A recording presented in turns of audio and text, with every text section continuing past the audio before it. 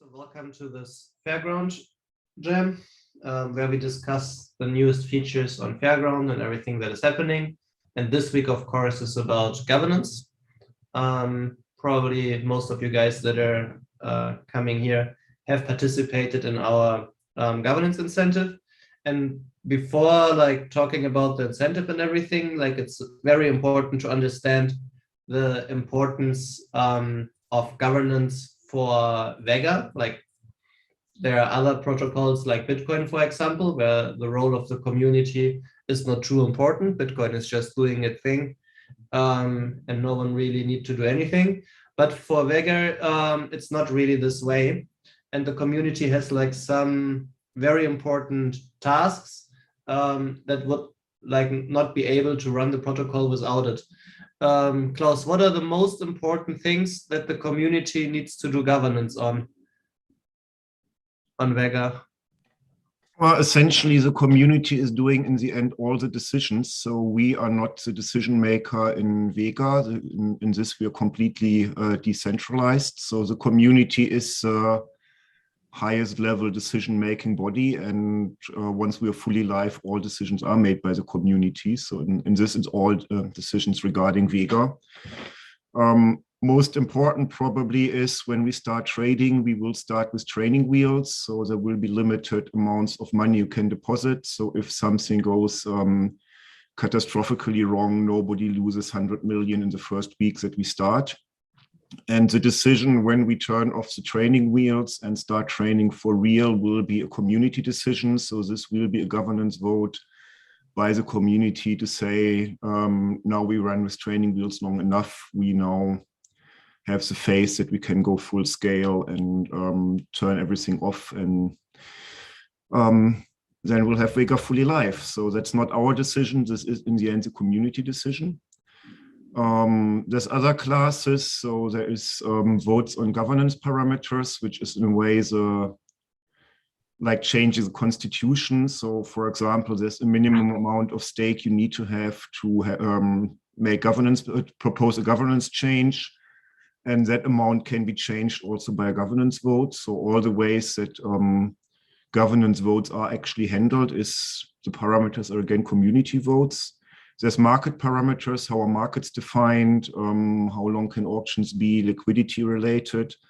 Some network parameters, which may be better decided by the validators, but for now the validators have no decisions in this. It's also the community that decides how the network is run.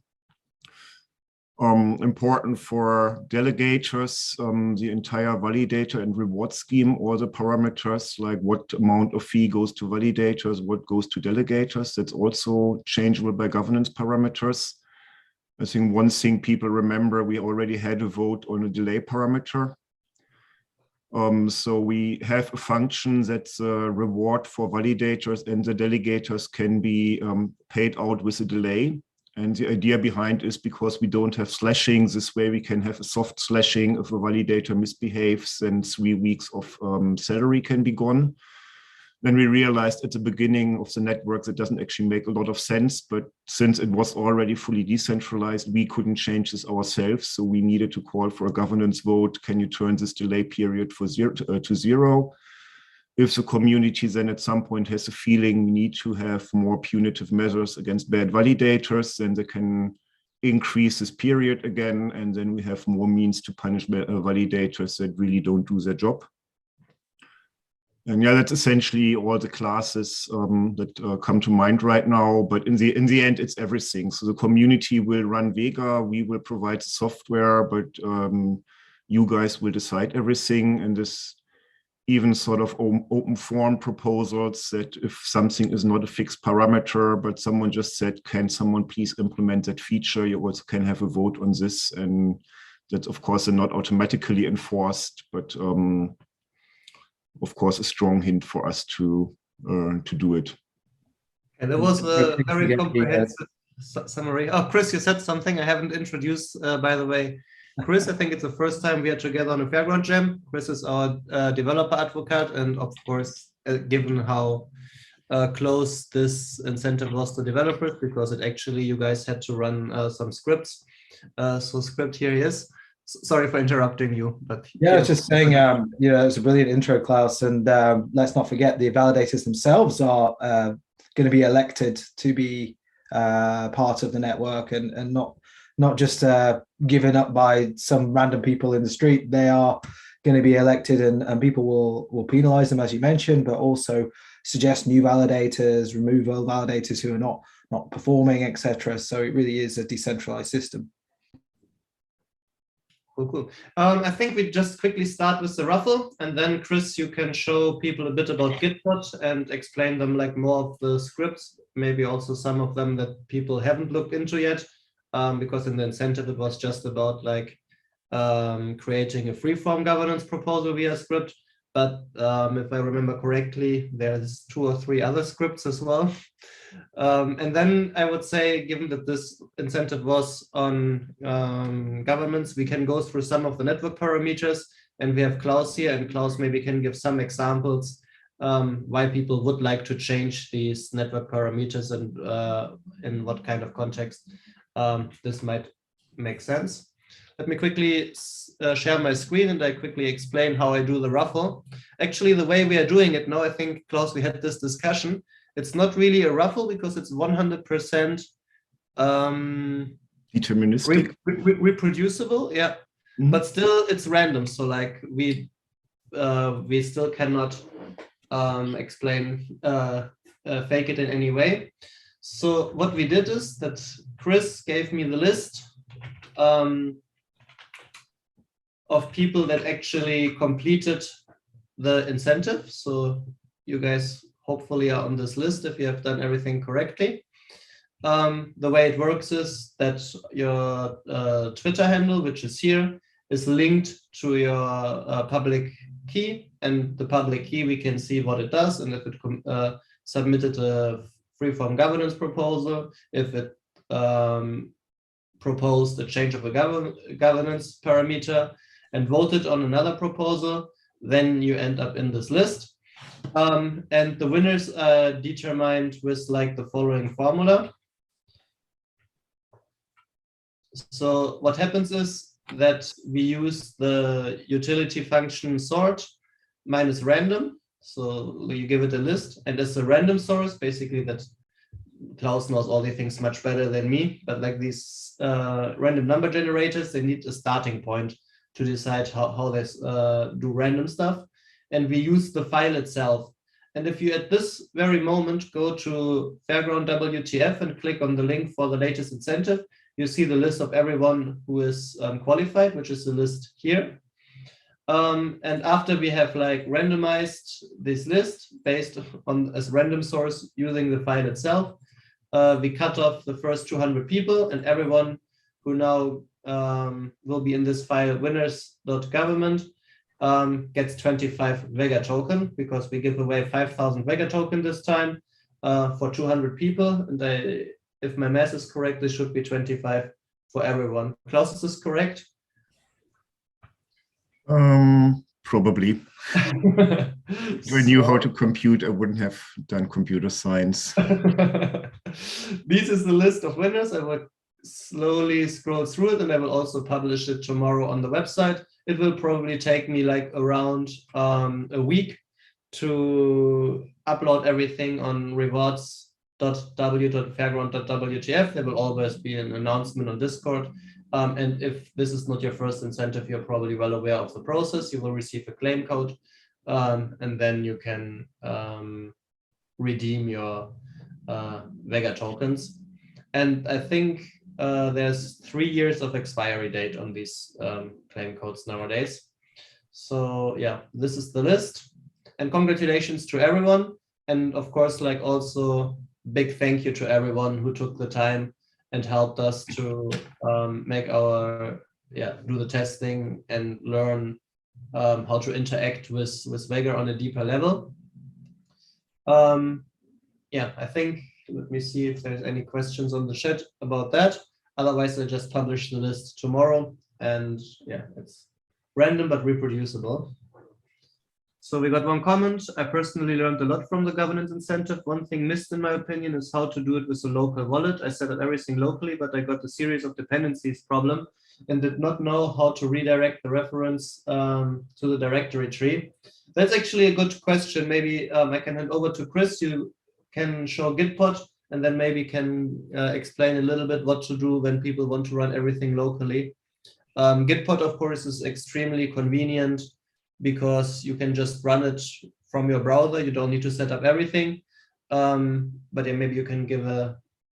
Okay. Yeah, so Gitpod is actually, as Anna says, a virtualized machine. So it's a whole server running somewhere on the web, in the cloud, and what you're actually connecting to in the window is a virtual terminal. So much like you're running command prompt on Windows or a terminal on Mac or Linux, that window is actually a portal to another machine.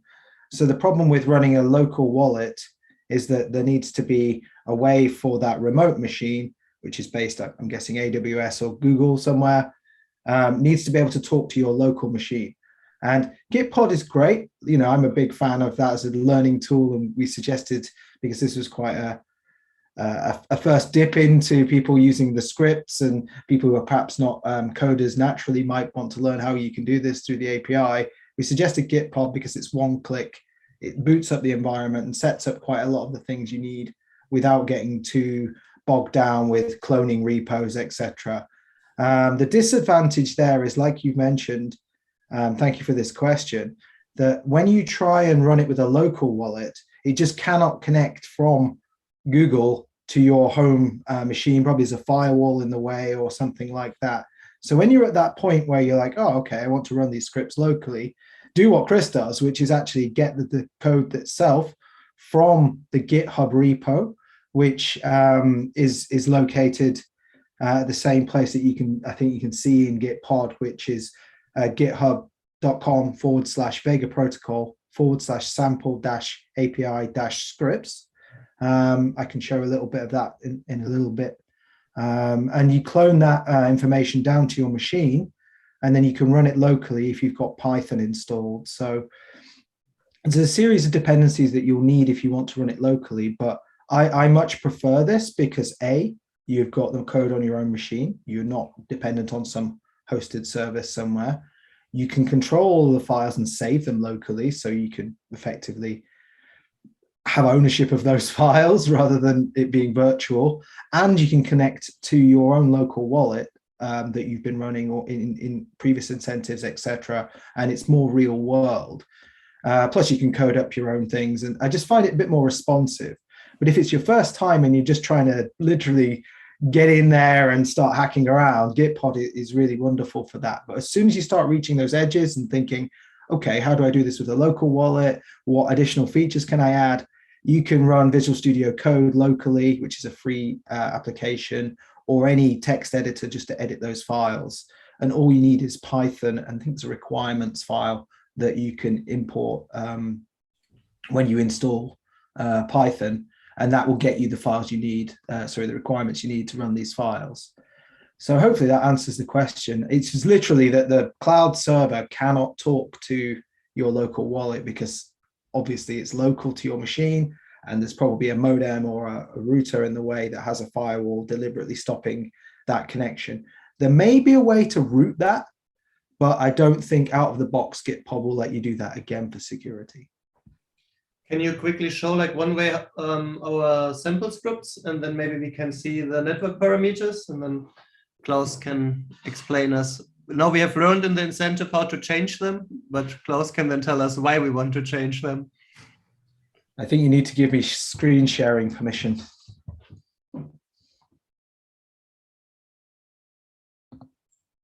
Okay, I think you have screen sharing permission.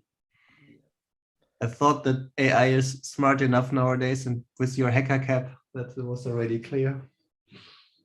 Well, okay, it seems like you're on a local machine now, right? Yeah, I've cloned the local files, and the way that you do that is you'll do a git clone, and then in GitHub there's a section where you can copy the directory the location of the files that you want to clone in the top right of the sample API scripts that I mentioned before. You copy that, and I think it's effectively https:// github.com/Vega protocol /sample-API-scripts. And then there's a little tag on the end that allows it to clone the whole repo. And what that means is it copies all of the files into this current directory. So I've already done this, and it's just created a new folder locally and pulled all the files down. The first thing you'll need to do, much like you do on Gitpod, is you'll need to set up your credentials. I'm not going to show my credentials because dox myself on here for testnet.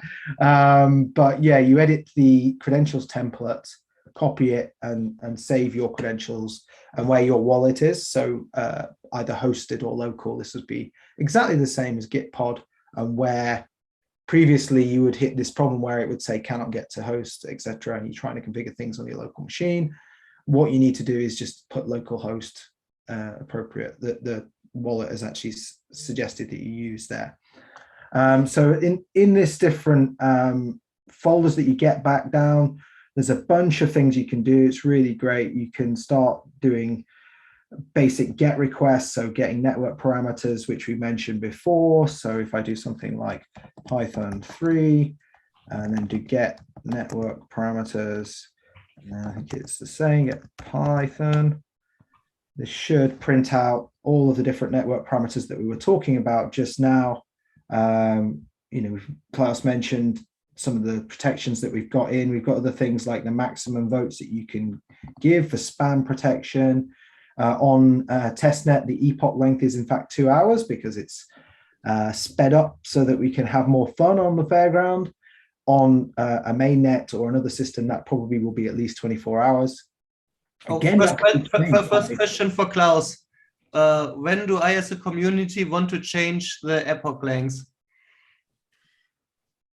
So epoch length is sort of a compromise. It was introduced because we wanted some network stability for the validators. So if you change a delegation all the time, we wanted to make sure a validator that is a validator at least stays set for 24 hours.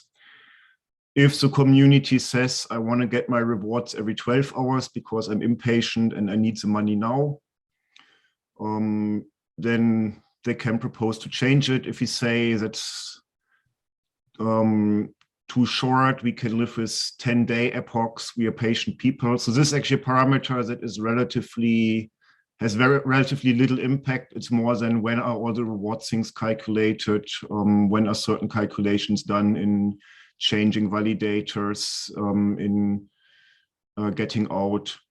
So one thing I could imagine, if the Vega token gets very high fluidity, that it's traded a lot, that people want to shorten the epoch lengths so they can trade the token faster without losing delegation reward. But that's one of the parameters that I expect to not change anytime soon. Was there anything for the validator machines, if like the epoch length is too long, that they then run out of RAM or something, or it doesn't matter? I haven't seen that problem yet. Shouldn't happen, no. Okay. At least if that happens to a validator, they should buy more RAM. Okay, Klaus, which parameter that you see here you think needs to be changed on mainnet when trading is enabled?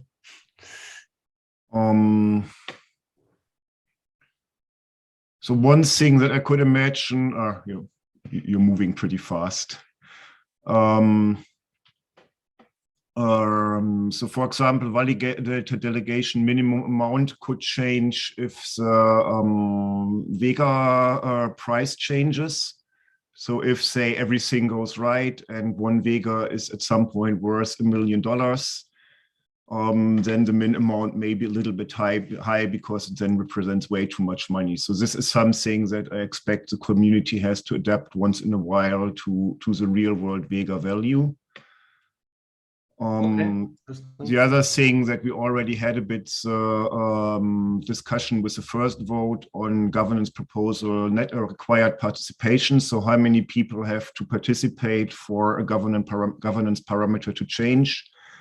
So if we realize there's a lot of silent investors that delegate and then go home and don't look at their Vega account, we don't like that, but it can happen.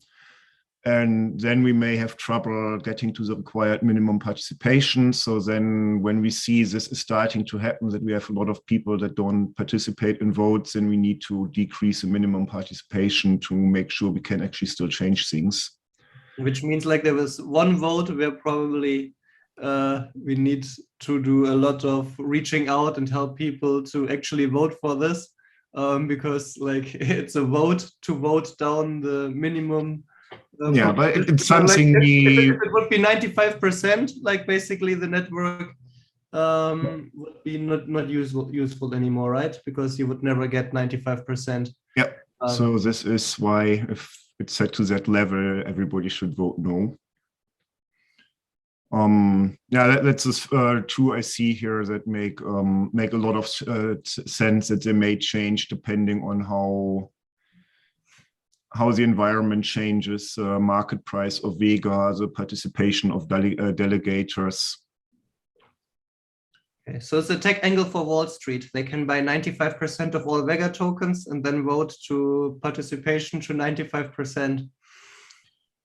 Well, I would expect if somebody tries to buy 95% of the tokens, then by the time they have bought 50%, the price is too high for anyone to afford it. So, well, please try.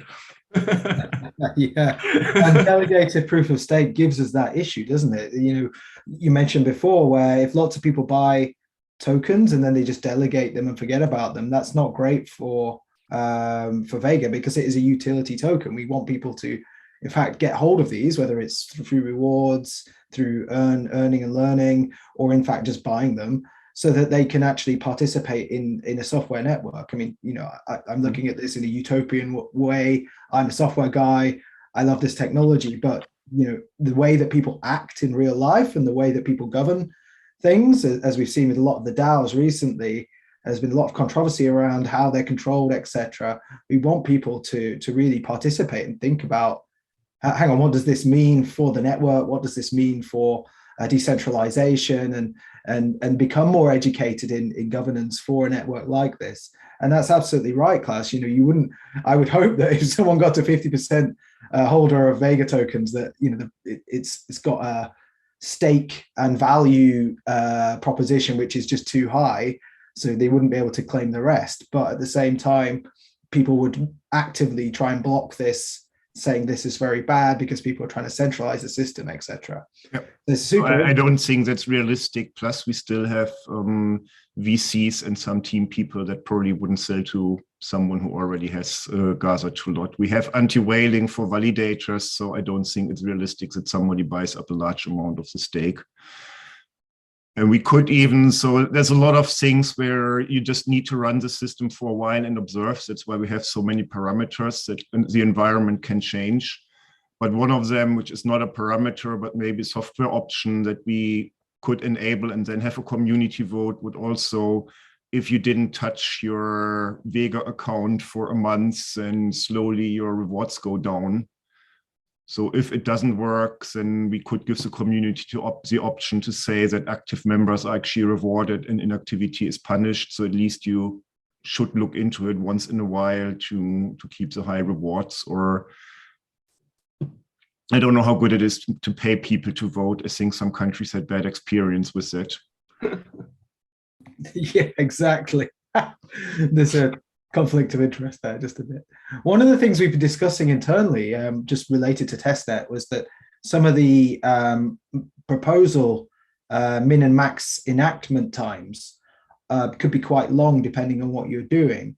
For a testnet, you might be looking at, say, you need a minimum amount of 24 hours when you're trying to do a governance proposal or update a network parameter. You know, we were talking about these network parameters. That's still quite a short amount of time to, you know, propose something and then gather people's interest and inform them of what they're doing. But on a testnet, you might want to like simulate something like this happening. So we might want to reduce these down to a short period of time. And we need to do a governance vote even on our testnet to make that happen. So It's one of those funny things where, is it less hassle to propose a vote to change a thing to propose another vote, or just wait the 24 hours? In mainnet, my question probably is for Klaus. Do you think that there is a minimum amount of time for network parameters that we should set? Is it 1 day, 2 days, 3 days, or should it be really arbitrary, just completely set up to the whatever the community wants? For instance, if they brought it right down to be very quick, would that be a disadvantage? Well, quick would have a disadvantage, because then you may have a situation where one time zone can just push something through and the other people are still asleep while something happens. And even 24 hours may be a bit short if it's on a Sunday. I'm not sure. Or we want active delegators, but I don't think we can expect our delegators to check every day, does something happen here? One thing I could envision is that we also make this in a future version dependent on what the vote is actually on. So the votes on governance parameters, this is a little bit like a constitutional vote, which in all parliaments, you need a bigger majority to change the constitution than to change something quick. So I could envision that we say for governance vote changes, we even have, or for governance parameters, we have even a month. So really everybody has a chance to participate. If it's some technical maintenance parameters, like the whole spam protection thing, how much do you need to be allowed to send messages or governance proposals, or the checkpointing frequency is in. So there I could imagine that if somebody gets required participation in 1 hour, then fine, change it. Nobody dies if that's done ignoring half a continent. That's more the maintenance thing where you can do a quick change if you realize, or we run into a problem because we're not checkpointing enough, or people start complaining. I can't send messages because the spam protection just kicked me out. Can we change the parameter to make it less sensitive? Yeah, that's a good point. And actually, governance, let's say a market proposal, which is one of the other governance votes, the proposals and votes that you can do, probably going to be one of our more common, popular things if everything goes well on the software. The minimum, let's say, time to close and minimum enactment times could be 24 hours. But me as a market proposer, I might think, wow, that's too short for me to organize a rally saying, look, I'm good.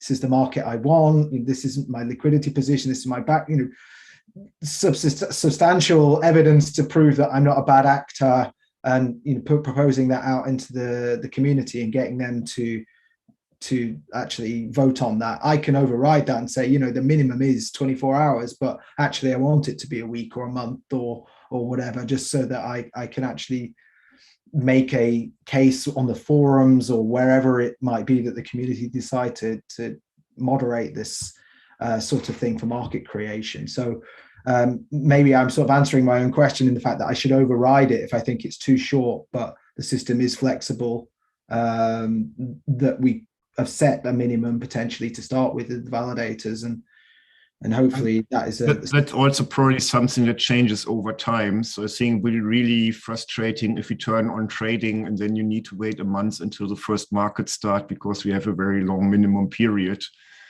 And in the beginning, the probability that somebody starts an illegal or immoral market while the training wheels are still on, when everybody is paying attention because, hey, we just started, we're all looking at it, is probably, we can have that pretty short. And then on the long run, when people get a little bit more settled, may only look once a week, and we have a lot of markets, increase the time. So that's another thing. Some parameters, you just may need them on one value for the first couple of months to get things kick-started. And once it gets settled, we can take a more conservative setting. And that would probably be one of those. One question. Chris, can you go back to the network parameters one time? I remember from one discussion with Klaus, there were some sort of parameters linked to spam attacks or to fees, where basically, as long as no one is attacking the network, it's fine as it is. But if people would like start doing something too much and would spam and DDoS the network, then some of these parameters would be up to change. Is there a good example of this, of these parameters that where the community is basically in charge of security? There is a multiplier somewhere. So essentially the spam protection has a multiplier that anti-spam measures get sharper when more spam is detected. And there's an upper limit on how sharp it can get. And this is something that probably we need to see our first spam attack, or maybe test it on testnet a bit more to figure out what the right parameter is. But that's something that you just can't tell before. There's other things like the one you just highlighted. So we now allow people to change their mind about 30 times if they vote on something, okay, which was chosen very generously. Like, okay, we just really don't want someone to vote one way and then get stuck, but it may turn out that's just somebody tries to abuse this, and we need to put this down to more realistic, change your mind 5 times, and that's it. I mean, other thing, that's, for example, also where world politics can play in. Are we in a setting which now may become more likely, where you have suddenly state actors doing random cyber attacks somewhere? Then you may have to increase stuff. If everybody is happy with each other, everybody loves DeFi, then we may need a lower parameter. So that's also something where then the community needs to react on. How is actually the environment we are run on? Do we risk losing 2-3 messages to spam protection, or having more work once the proof of work is implemented in the spam protection? Or do we say everything is fine, we're usually not under attack, so we can relax it a little bit? Okay, cool. Chris, do you want to, we are already like half hour in. Can you point like to guys in the repo to some other interesting scripts that people might want to play around with? Excellent idea. I was just going to do that, but we got so engrossed in talking about spam that you didn't spam with your scripts. No, it's funny actually. Quite a few people I've spoken to when they've been testing this or playing around with this have just been experimenting on testnet like you do. And they've hit that spam limit. They've been like, oh, my proposals aren't working. You know, I'm getting this error back, or I'm trying to vote programmatically and it's just not working. Well, you know, there's a problem. There's a system. There's an error.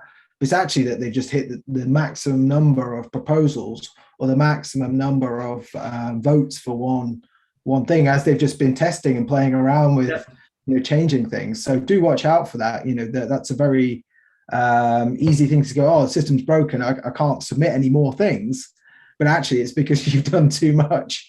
I don't know for sure, maybe you know, Klaus, does it reset once an epoch, or is there a hard... Generally, yes. If you're several epochs a spammer, then we may ban you for, I think right now it's 4 epochs.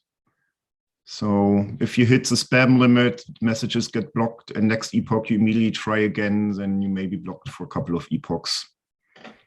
Yeah, so warning, if you're developing against this or trying to be a spammer, we've got defense. So as Anna says, we've got lots of different scripts in here trying to cover basic examples for all of the API, really. A lot of these target REST, but we're going to add more GraphQL examples and more gRPC or SDK examples for different languages over the coming months, probably via the Builders Club as well. So watch out for more information about A, the Ambassadors Program, and B, becoming an ambassador and being part of the Builders Club. There's a lot of excitement after our recent trip to ETH Denver around the launch of our Ambassadors Program, and also how the Builders Club is going to be integrated into that. But enough about that for now. We've got a bunch of different things. I just showed you get network parameters, which is a really simple request.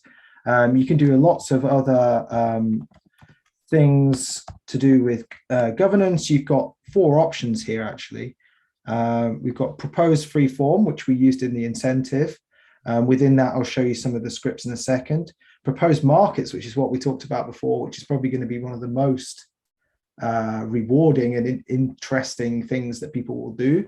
If you think about DeFi being money Lego, Vega is derivatives Lego. So you can use a governance vote to create a market as long as you've got Oracle sources and assets, liquidity provision as well to create that market. And of course, the governance vote to go with it, because you might have everything right, but the community just don't want your market, which would be a shame, but that's kind of the nature of governance, and perhaps we'll do more sessions on how people might organize or theorize around how people might organize to vote these in the future. So we've got proposed markets. I'll show that. Proposed net params, which is one which we've just been talking about. I'll probably show that as well. And then proposed votes is just a few helper methods on how to vote. So if we take a look quickly into the proposed markets folder, there is a script which is called propose vote enact market, and this shows all of the stages you might need. You propose the market, you vote on it, wait for it to be enacted, and then you've got your market live. But obviously, as we've just seen in the network parameters, the minimum amount of time that you need to wait currently on testnet for a proposal to gather its votes is 24 hours. So that's one of the reasons why you might want to speed up in a testnet that parameter via governance, because if you were demonstrating it like I am here, you could show proposing a vote. We could talk about how great it is for a few minutes. If enough people vote yes, and I have enough tokens, then it would get enacted and the market would go live. But obviously we don't want to wait 24 hours.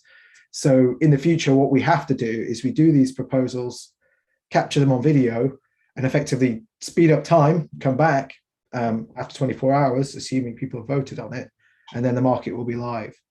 But if I just show you the code in here, it's quite a large file. It's a Python file, but everything is very well commented. If you're using this on Gitpod, it's the same, but you'll be in Visual Studio Code. You'll get all syntax highlighting, etc. So you connect to the wallet that's specified. You find appropriate asset for the market that you want to propose. So the settlement asset, effectively, you can configure this. You need to check that you've got some governance tokens. So in the case of testnet, I think that's called test Vega or Vega testnet. In a mainnet situation, it'd just be the Vega governance token, so the ERC20 token.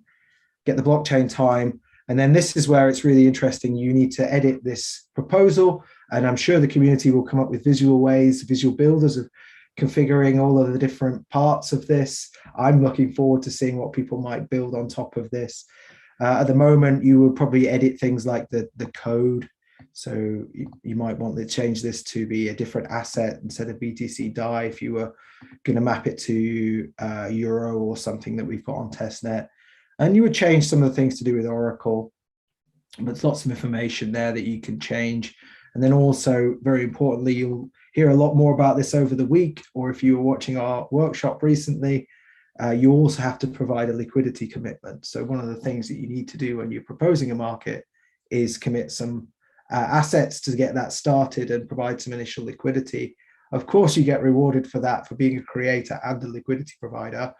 But this is a example of setting up some different liquidity shapes alongside. One quick question about like providing liquidity, Klaus. What happens if I provide liquidity and then don't do it or withdraw immediately? Do I have, what is my penalty for doing this? Actually, that's a rhetorical question. I don't know. I'm not sure you'll be able to withdraw your liquidity. and there might not be sufficient activity on the book to allow you to do that initially. But yeah, it's a vital question. So maybe the research hours. Okay. I'm pretty sure it won't let you withdraw it immediately, but that's just from my experience. Great question, though. So the next thing I want to show is just this waiting for the proposal. You sign it and you send it to the network, and then you'll be waiting a little bit for that proposal to come back as successful. So that means that the actual market proposal has gone into the consensus and got an ID out. Once you've got that in this script, you propose the market and then you vote on your own market, because obviously you can do that. You know, this is a democratic system. You give yourself a first yes. You can give yourself a no, but I'd probably say yes is a good idea. And then, like I mentioned before, in this script itself, we wait, because this is designed for people who've reconfigured the network to have a much lower admin enactment time. But, you know, for instance, we could speed up and wait for 24 hours and come back. And that's it, really. That's a sort of simple script. I'm not going to run that here, but I might show you the network parameters one. So again, if we go out, the difficulty with the market proposal is actually on testnet, you need to go through, just like you would on mainnet, the exercise of trying to get people to vote on your market, because it's very similar to as it would be in the real world. There's a lot of tokens on testnet, a lot of holders, and you need enough people to actually vote that in. The minimum participation is quite high, similar to mainnet, so that we don't get lots of spam. Again, through governance, you could reduce that right down so that you don't need very many tokens to actually vote a market in.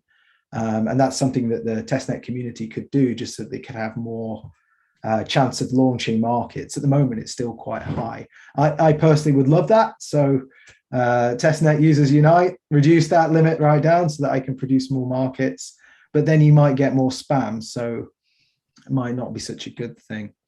The thing we've been talking about, however, is proposing changes to network parameters. So if we go and look at this one very quickly, the network parameters one, again.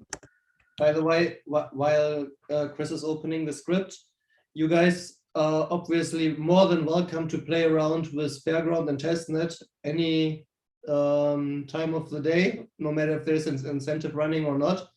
So like you can always play around with these things. You don't need to wait for the next incentive, and let us know if you have any issues with any of the scripts, or just like have fun with it and see what can be done. This stuff is obviously like, yeah, they're 24/7. You don't need to wait for us to tell us to play around with a specific script. And if you have issues, ask on Discord, and we then help you and figure out what's wrong with the script configuration. Yeah, we're always there. We're always someone from Vega will always be watching Discord, hopefully able to answer your questions. And if not, the odd hour that I do actually rarely sleep, I will come and after that come and help you out.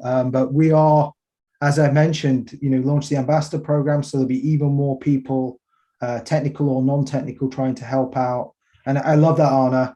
Let's get people working with these scripts. These are just examples. You can port them to whatever language you want.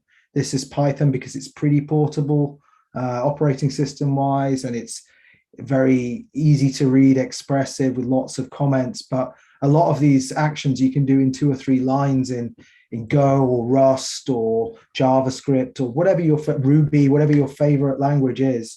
These are all very simple things to do. Unlike firing up Solidity and having to quote all this stuff up in Sol files and then compiling it and etc. Vega's been designed really nicely to almost be CEX-like. You're just targeting a REST or a gRPC or a GraphQL API. I find it very easy to code against, but if you do hit any roadblocks, do let us know, because we can always improve things. That's what we're here for. And much like the market proposal, again, you connect to the wallet. So you've got wallet service logging into either local or remote, and you configure that in the config file, the credentials file, find the asset that you're looking for. So it's looking to get a list of assets, and then check that you've got the correct governance asset. So again, this is looking for something with the symbol Vega, which is Vega testnet on testnet, and it will be the real ERC20 Vega token on mainnet. And make sure that you've got enough balance. You don't need very much to vote or propose. That's a good point to raise here, actually. I think it's very low. Do you remember what the minimum is? 1 Vega token, no? If I remember correctly. Might be even less than that on testnet. Yeah, it might be very low indeed. So it's not like you need a lot of Vega to actually make a proposal. Anybody who's got hold of some or one can actually start proposing things. So it's not like someone who's a whale and has a lot of tokens can actually get more proposals in. It's the same for everybody, which is really great. Question. Correct me if I'm wrong. Question. So like, yeah, if the parameter is too low, then there would be an attack for like a spam attack, right? That people just can automatically create more and more pub keys and propose more and more. But I think like Klaus, in the real world, to spam and DDoS the network with government proposals, this will take quite a while, no? You need really then a lot of 1 Vega token wallets.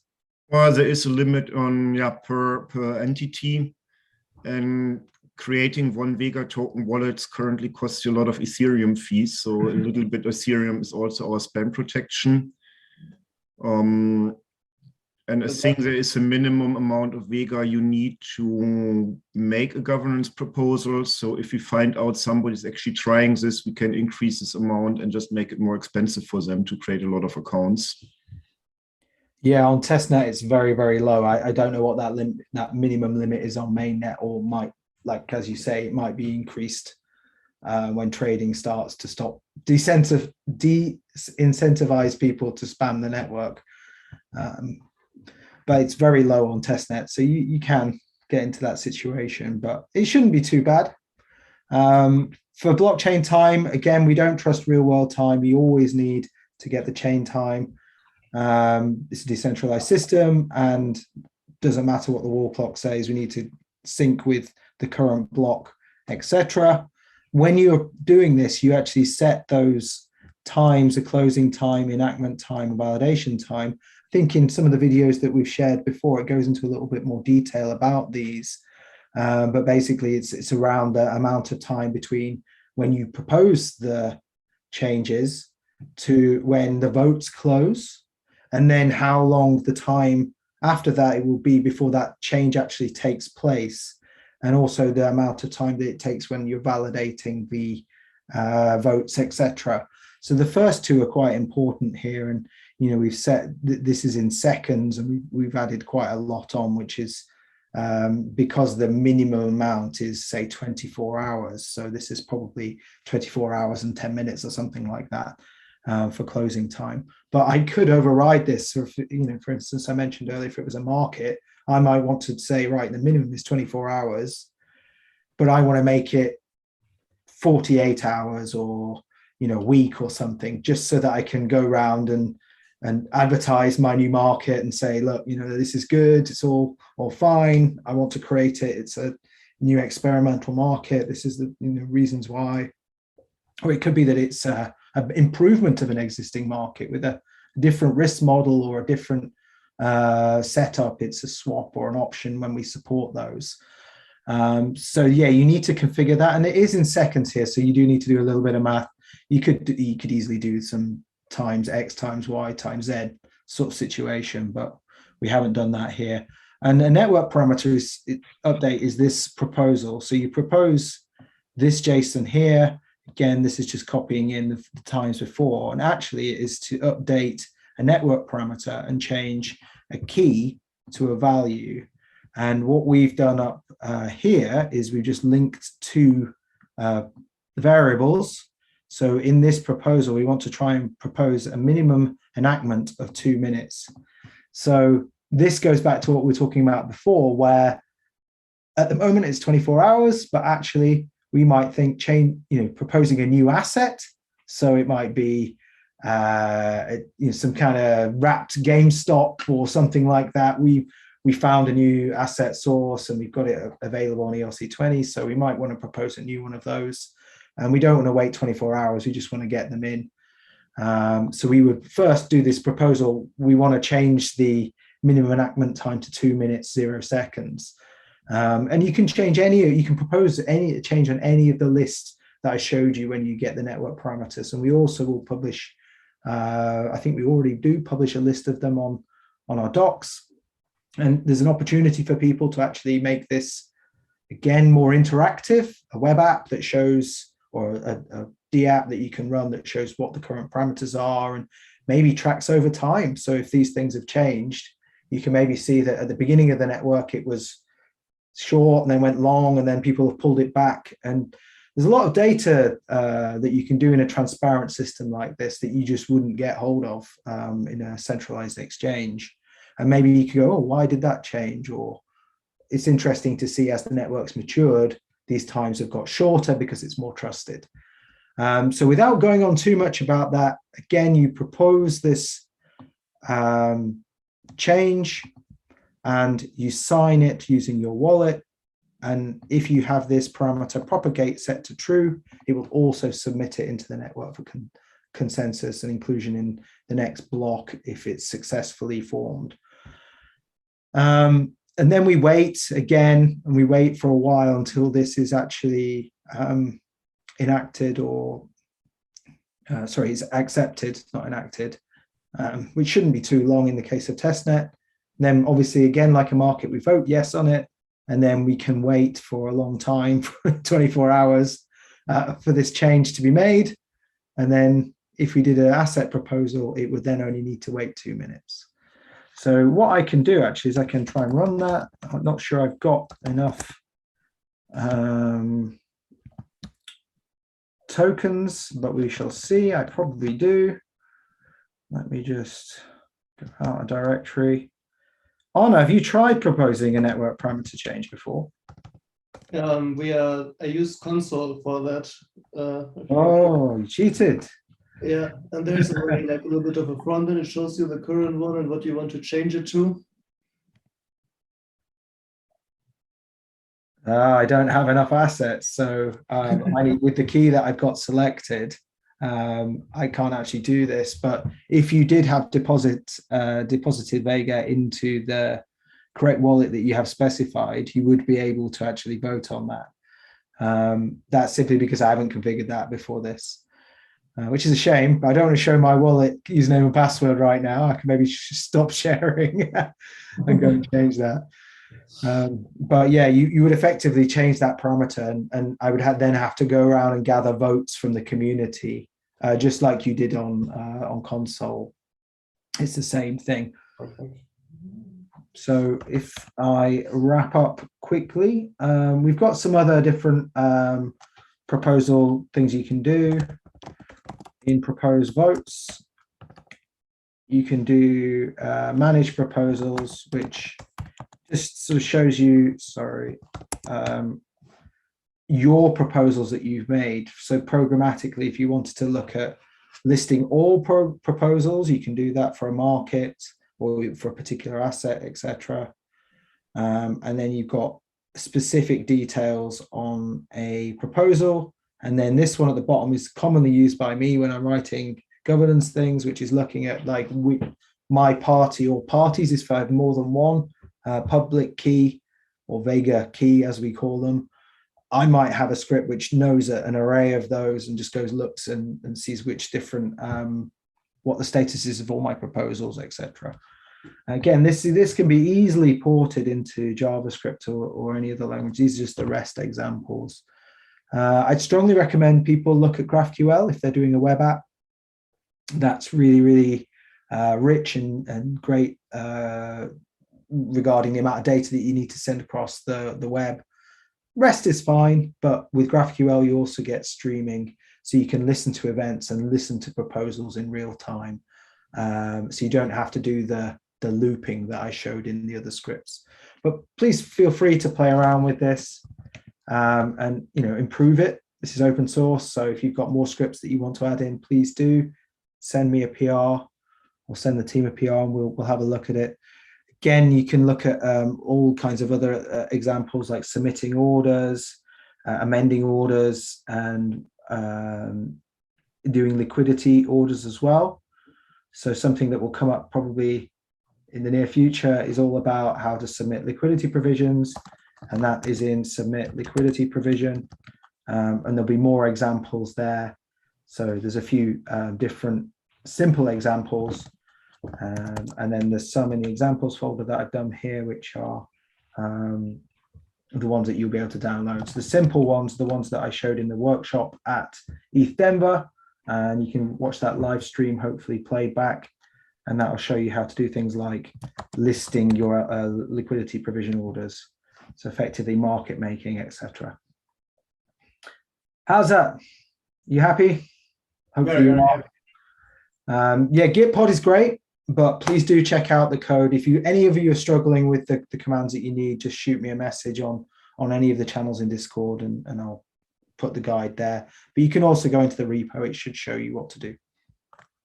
Perfect. Thanks a lot, Chris. This was so interesting. And once we have the Ambassador Club, we can also keep on with a lot of these discussions and discuss in more detail what to change and why to change. I think it's very interesting that governance is so important for Vega. And I think we're already 1 hour in, actually. Crazy. Thanks a lot, guys, so much for being here with me. I lured them in by saying it will just take 20 minutes. So now we have done 3 Fairground Gems in a row. Last thing, there is our East Denver virtual hackathon still open. Chris, if you want to chill this for the last 15 seconds before we go home. I'd love to, yeah. So if you didn't get a chance to see this, go and check it out on our blog, which is blog.vega.xyz. The top banner tells you all about how we've got up to 30,000 USDT worth of bounty rewards to give away. And we've got 4 amazing challenges, 3 of which are pretty simple. I think you don't need any real Vega financial knowledge. You can just come in and you can learn a lot about Vega. I'm sure a lot of you people do already, but one of them is even to do with connecting spreadsheets, so Google Sheets to Vega and being able to view that data. So a lot of these API scripts I've shown you, it's using JavaScript to connect your spreadsheet to that. One of them is on liquidity provision. So if you're interested in one of the key features of Vega, do check that one out. But anybody can apply. This is a critical thing. You don't have to be part of ETH Denver. Just get involved, have a look at those bounties, have a look at that code. There's loads of examples for all 4 of the challenges, and we're all here to help. So, we want to reward you for trying to attempt to do these things, and we want to get real quality software out there built on Vega. Hence, we've got some great bounties. We had loads of interest actually on the ground in ETH Denver, and we had a great submission for a block explorer, and that team's working on improving it for the virtual hackathon. So, thank you for taking the time to look at those bounties and those challenges. I think you'll find them really rewarding, and you don't have to write Solidity or anything like that. You can code in JavaScript, Python, React, whatever you want for a lot of these. So do check them out. And thanks, Arna, for giving that spot for recommending that. I look forward to seeing what you build. Yeah, guys, just come to Discord. So everyone who sees us on Twitch, on Discord, we are around all the time. And there's also our ambassador program, where you can talk directly to someone like Klaus, so you can ask him a question directly. Which leads me to my last point. Thanks, Klaus. Always a pleasure to have you on the Fairground Jam. Thank you. Thanks for having me. For all your explanations. And yeah, good night, guys. Thanks, everyone. Have a great evening. Bye-bye. See you soon.